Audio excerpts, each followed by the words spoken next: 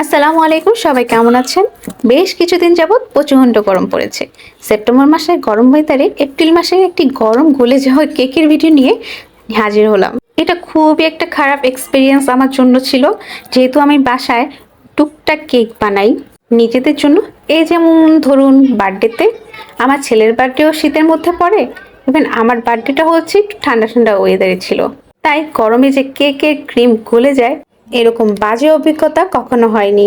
ভিডিওতে ভালো করে দেখবে, বারবার আমি চেষ্টা করছিলাম ক্রিমটা সেট করার, ক্রিমটা স্টিপ হওয়ার কোনোভাবেই হচ্ছিল না। ক্রিমটা যতভাবেই দিচ্ছি না কেন একদম গলে যাচ্ছে। মানে এপ্রিল মাসে এমন গরম ছিল, এটা হচ্ছে এপ্রিলের 3 তারিখ। সেই রাতে প্রচুর পরিমাণ গরম ছিল। আমি যতবারই হচ্ছে ক্রিমটা লাগানোর চেষ্টা করছিলাম, কোনোভাবেই সেট হচ্ছিল না।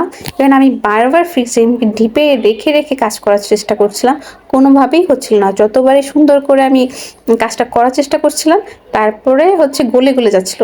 তো আমার মাঝখানে অনেকগুলো হচ্ছে ভিডিও করতে পারিনি।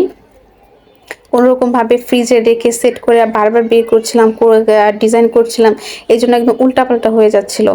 এরপরে হচ্ছে আরেকটা কেক, সেম সেম এই কেকটাও একই অবস্থা, প্রচুর পরিমাণে গরম ছিল রে ভাই।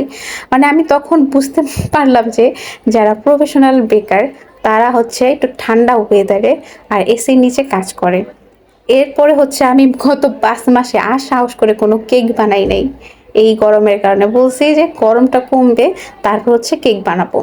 কেকের অর্ডার অ্যাকচুয়ালি আমার একটা খুবই খুবই কাছের একজন দিয়েছিল, আর সে চাচ্ছিল একটু ফুটবল থিম। আমি ওইভাবেই আমার 3টা কেক তৈরি করছিলাম। পরে হচ্ছে ক্রিম গলে যাওয়াতে আমার আর ডিজাইন মাথায় আসতেছিল না, তাড়াহুড়া করে এইরকম ডিজাইন করছি। পরে কি হয়েছে, যখন পরের দিন 12টা বাজে যখন দিয়ে আসছি, গরমের কারণে একদম কেক পুরা মানে ডিজাইনগুলো নাকি গলে গলে পড়ে গেছে। এই যে দেখেন কি অবস্থা কেকের। অন্য কেউ হইলে, মানে দূরের কেউ হলে ঠিকই আমাকে বকা দিত,